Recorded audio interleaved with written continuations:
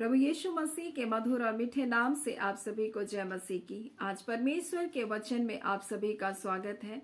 परमेश्वर पिता आज अपने वचनों के द्वारा आप सभी को बहुत आयत से आशीष को दे। पिता परमेश्वर आज अपने वचनों के द्वारा आपसे बोले और बातचीत करे। कई बार हम भी अपने जीवन में ऐसा सोच कर खिन्न हो जाते हैं कि सामने वाला तो बार बार गलतियों को कर रहा है, बार बार गुनाहों को कर रहा है, बार बार वो अपने अपराध को किया जा रहा है। हम कितनी बार उसको क्षमा करें, कितनी बार हम उसको माफ करें। हम मनुष्य होने के नाते भी हम खिन्न हो जाते हैं और हम भी बोलते परमेश्वर कब तक माफ करते रहें, कितनी बार माफ करें। तो आज हम परमेश्वर के वचन से इस बात को सीखेंगे कि माफी किन के लिए है, हम किन को माफ कर सकते हैं, किन को माफ नहीं कर सकते, और माफी हम कैसे कैसे दे सकते हैं, हम उनको कैसे परमेश्वर के रास्ते पर ला सकते हैं। कुछ ऐसी ही बातों को आज हम परमेश्वर के वचन से सीखेंगे। जब आप मत्ती और उसके 18 के 21 में पढ़ेंगे तो पतरस भी एक ऐसे सवाल के साथ यीशु मसीह के पास आया और कहने लगा कि हे प्रभु, यदि मेरा भाई अपराध करता रहे तो मैं कितनी बार उसको क्षमा करूं? क्या 7 बार?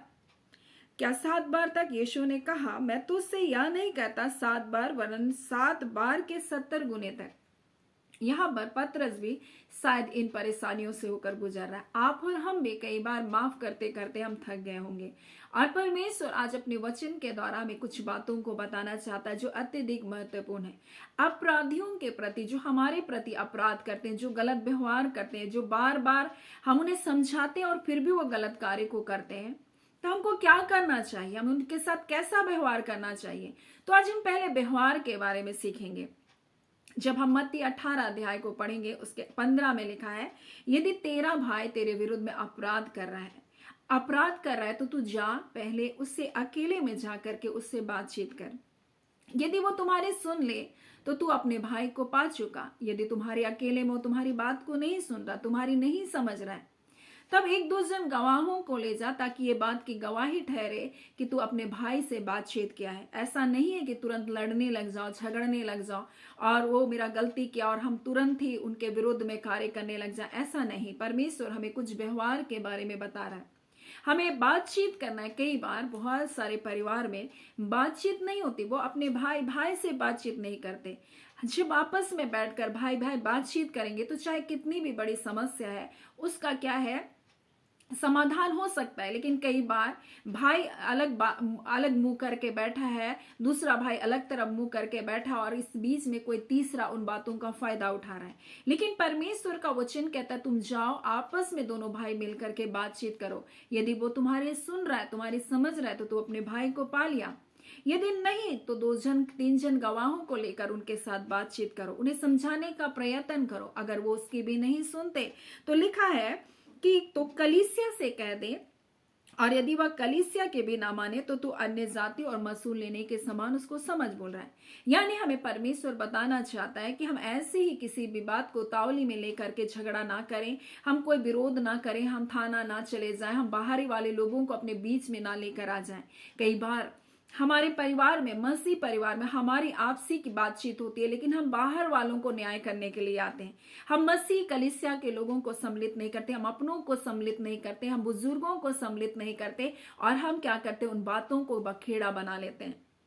और यहाँ पतरस इस प्रकार से यीशु मसीह कह रहा है, अगर मेरा भाई अपराध करता ही रहे तो मैं कितनी बार क्षमा करूं। यीशु कहता है कि तू 7 के 70 गुने उसको क्या कर, माफ करो। और एक दृष्टांत को बताता है, जहां एक राजा, स्वर्ग का राज्य लिखा है, उस राजा के समान है जिसने अपने दासों का लेखा लेना चाहा, और एक दास जिसका 10,000 तोड़े का वो कर्जदार था, चुकाने के लिए जब कुछ नहीं था, तब स्वामी ने, जो राजा है, उसने कहा कि इसका सब कुछ बेचा जाए, इसकी पत्नी, बाल बच्चे, जो कुछ इसका बेचा जाए और कर्ज चुकाया जाए। परंतु वो पश्चाताप करने लगा और कहने लगा, राजा धीरज धर, स्वामी धीरज धर, मैं सब कुछ को भर दूंगा। जब उसने देखा ये पश्चाताप कर रहा है, जब उसने देखा इसके पास वाकई में कुछ नहीं है, तब उसने उसको क्षमा कर दिया।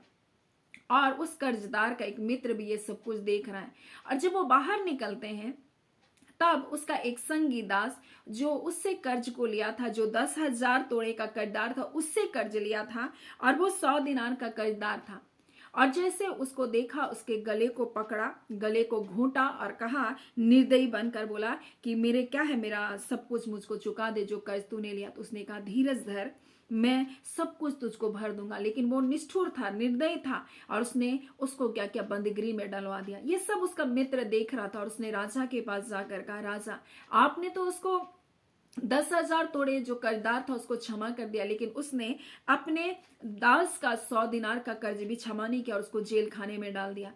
ये बात राजा को बहुत बुरा लगा और तब राजा क्रोध में आकर कहने लगा, हे दुष्ट दास, तूने जो मुझसे विनती की तो मैंने तेरा वह कर्ज क्षमा कर दिया, इसलिए जैसा मैंने तुझ पर दया की वैसे ही क्या तुझे अपने संगी दास पर दया करना नहीं चाहिए। और उसके स्वामी ने क्रोध में आकर दंड देने वालों के हाथ में उसको सौंप दिया। आज परमेश्वर पिता इस वचन के द्वारा हमें क्या कहना चाहता है। जैसे हम चाहते हैं कि कोई हमको क्षमा करे, जैसे हम चाहते हैं कि हमको क्षमा दान मिले, वैसे हमें भी दूसरों को क्षमा करना चाहिए। और यही बात यीशु मसीह हमें बताना चाहता है कि प्रभु की प्रार्थना में उसने कहा, जैसे पिता तू हमारे अपराधों, जैसे हम अपने अपराधियों को क्षमा करते वैसे तू हमारे अपराधों को क्षमा कर। आज हम जैसा क्षमा करेंगे वैसी क्षमा को हम अपने जीवन में पाएंगे। लेकिन क्षमा प्राप्त करने वाला व्यक्ति कौन है? जो पछताता है। यहाँ पर देखते हैं कि वो दास पछताने लगा और कहने लगा कि हे स्वामी धीरज धर, बोल रहा है सब कुछ भर दूंगा। वो पश्चाताप कर रहा है, राजा के सामने गिड़गिड़ा रहा है, निवेदन कर रहा है। दूसरा दास भी निवेदन कर रहा है अपने स्वामी से, लेकिन वो उसकी नहीं सुनता। मेरे प्रियो, क्षमा किसको मिलेगा? आज हम परमेश्वर के वचन से इस बात को सीख रहे हैं। कितनी बार हम क्षमा करें, कितना बार बार हम क्षमा करते रहे, हम कई बार खीन हो जाते हैं। क्षमा उसके लिए है जो वाकई में अपने अपराधों के कारण या अपनी कमियों के कारण परमेश्वर के सामने पछताता है।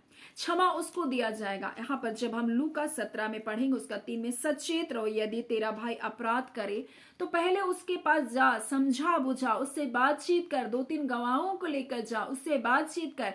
यदि उसकी भी नहीं सुनते तो कलीसिया में जाकर के उसके साथ बातचीत कर, सब लोगों के सामने।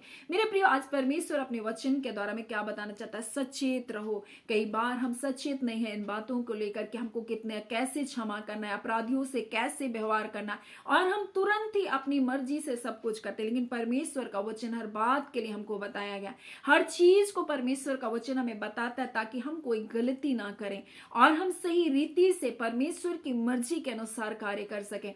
मेरे प्रियो, छोटी छोटी बातों को, छोटे से बाड़े के लिए लोग भाई भाई में लड़ जा रहे हैं, छोटे से कार्य के लिए भाई भाई में लड़ जा रहे। तुम्हारा छत इधर क्यों आया, तुम्हारा पेड़ इधर क्यों आया, इतनी छोटी छोटी बातों में आज मसीह लोग लड़ाई कर रहे हैं अपने भाई बहनों से। क्या ये बहुत जरूरी चीजें हैं? नहीं मेरे प्रियो, एक मनुष्य का जीवन सबसे ज्यादा कीमती है और परमेश्वर ने हमें इतना क्षमा किया है कि हम उस क्षमा की कोई भी कीमत नहीं अदा कर सकते। उसने हमारी क्षमा करने के लिए अपना इकलौता बेटा दे दिया। उसने हमें से कैसा क्षमा किया, वैसे ही तो क्षमा हमको दूसरों के साथ करना है। लेकिन ये क्षमा उसके लिए लागू है जो पश्चाताप करता है। और इसीलिए लूका 17 उसका 3 में लिखा है, सचेत रहो, यदि तेरा भाई अपराध करे उसे समझा, 1-2 जन के साथ समझा, अकेले में समझा, कलीसिया में समझा। अगर वो उसकी भी नहीं मानते हैं, यदि वो पश्चाताप करता है तो उसे क्षमा कर। मेरे प्रियो, कुछ लोग पश्चाताप ही नहीं करते तो आप क्षमा कैसे करेंगे? आप बार बार क्षमा कर रहे हैं, क्षमा करें, सिर्फ अपने तरफ से क्षमा करें, उसके अंदर कोई पश्चाताप नहीं, कोई माफी नहीं। तो परमेश्वर का वचन नीति वचन में 28 उसका 13 में लिखा, जो अपने अपराधों को मानता है और छोड़ भी देता उस पर दया की जाएगी। जो अपने अपराधों को कभी माना ही नहीं, जो अपनी गलतियों को कभी आप स्वीकार किया ही नहीं, आप उसको कितना क्षमा करते रहे, कितनी बार क्षमा करते रहे, जिनको ये एहसास ही नहीं कि मैंने कुछ गलती किया। और इसी बात को यीशु मसीह यहां बता रहा है कि जब उसके पास चुकाने को कुछ नहीं था तो उसने आ करके प्रणाम किया और कहा, हे स्वामी धीरज धर, मैं सब कुछ भर दूंगा। उसने राजा के सामने निवेदन किया, वो राजा के सामने झुक गया और उसने अपने बातों को उसके सामने माना। तब राजा ने उसके कर्ज को क्या क्या मना किया। यानी परमेश्वर का वचन कहता, जो अपने अपराधों को मानता है और छोड़ भी देता उस पर दया की जाएगी। कुछ लोग मानते भी नहीं, वो छोड़ते भी नहीं, क्या वो उनका क्षमा किया जाएगा? नहीं। और इसी बात को परमेश्वर का वचन कहता है, यदि वो पछताए तो क्षमा कर। परमेश्वर का वचन कहता है, जो पछताते नहीं वो कैसे क्षमा को प्राप्त करेंगे? यदि दिन भर में 7 बार तेरा अपराध करे और 7 बार तेरे पास आकर कहे मैं पछताता हूं, तो क्षमा कर, बोल रहा है। मैं पछताता हूं तो क्षमा कर। कुछ लोग पछताते ही नहीं। आप अपने जीवन में परमेश्वर ने कहा क्षमा करो तो मैं क्षमा कर रहा हूं, मुझको उसके साथ अच्छा व्यवहार करना है तो अच्छा व्यवहार कर रहा हूं, इसलिए वो आपको बार बार बार बार चोट पहुंचा रहे हैं। इसलिए आप सोच रहे हैं प्रभु मैं कितनी बार क्षमा करूं, मैं कितनी बार, उसको पछतावा ही नहीं अपनी गलती का। आप कब तक क्षमा करते रहेंगे? आप ऐसों को क्या करें? परमेश्वर का वचन कहता है ऐसों से तुम दूर हो जाओ। मैं तू उसे अन्य जाति और मसूल लेने वाला जान ले, उससे अलग हो जा। परमेश्वर कहता है उसको क्षमा करने के लिए तुम्हारे पास, तुम बार बार उसके पास जा रहे हो, तुम तो क्षमा बोल रहे हो, लेकिन उसको कोई पछतावा है ही नहीं। इसलिए परमेश्वर कहता है तू उसे अन्य जाति और मसूल लेने वाला जैसा जान बोल रहा, और उससे अलग हो जा। मेरे प्रियो, आपको परमेश्वर ने बताया आप कैसे उनके साथ व्यवहार करें। पहले आप समझाएं। अगर वो उसकी आपकी भी नहीं सुनता तो आप 2-3 गवाहों के साथ समझाएं। अगर उसकी भी नहीं सुनते तो परमेश्वर का वचन कहता है कलीसिया से कह दे, परंतु यदि कलीसिया की भी ना माने तो उससे अलग हो जा। मेरे प्रियो, आज बहुत सारे लोग ऐसी पतरस के जैसा परेशान और बोले प्रभु कब तक मेरा भाई अपराध करते रहे और मैं क्षमा करता हूँ। क्या वो पश्चाताप कर रहा है? अगर वो पछताता है, वो 7 बार गलती करके 7 बार पछताता है तो आप 7 बार उसको क्षमा करें। लेकिन अगर पछताप ही नहीं है उसके अंदर तो आप क्यों कर क्षमा कर रहे हैं उसको? कैसे क्षमा करें? आप उनसे अलग हो जाएं, अपने दिल को साफ करें, अपने हृदय से उनको माफ कर दें, लेकिन उनसे दूरी को बनाएं। क्योंकि बार बार आप अगर उनके साथ रिश्ता को रखेंगे, बार बार आप जाएंगे और कहेंगे अरे मैं तो माफ करके फिर से गले लगा रहा हूं, लेकिन वो उस गले लगने के लायक नहीं है। वो प्रेम के, उस आपके उस प्रेम को, उस क्षमा के वो लायक नहीं, क्योंकि वो क्षमा चाहता ही नहीं है। वो बार बार आपको दगा दे रहा है, बार बार धोखा दे रहा है, बार बार उसको अपनी गलती का एहसास ही नहीं, तो आप कितना क्षमा करते रहेंगे उसको? आज परमेश्वर पिता अपने वचन के द्वारा इसी प्रकार से हमें बताता है कि यदि दिन भर में वो 7 बार तेरा अपराध करेगा और आकर के कहेगा कि मैं पछताता हूं तो क्षमा कर, परमेश्वर का वचन कहता है अगर वो पछता रहा है तो क्षमा कर। अगर वो पछताप है ही नहीं उसके अंदर तो कैसे उन पर दया की जाएगी? परमेश्वर का वचन कहता है जो अपने अपराधों को मानता है और छोड़ भी देता उस पर दया की जाएगी। जो छोड़ ही नहीं रहा है, जो पछता ही नहीं रहा है, तो उस पर कैसे दया की जाएगी? मेरे प्रियो, आज परमेश्वर अपने वचन के द्वारा हमें इसी बात को बताना चाहता है कि हम बार बार ऐसे ठोकर ना खाते रहें कि हम क्षमा करते रहें बार बार और सामने वाले के अंदर में कोई पश्चाताप नहीं।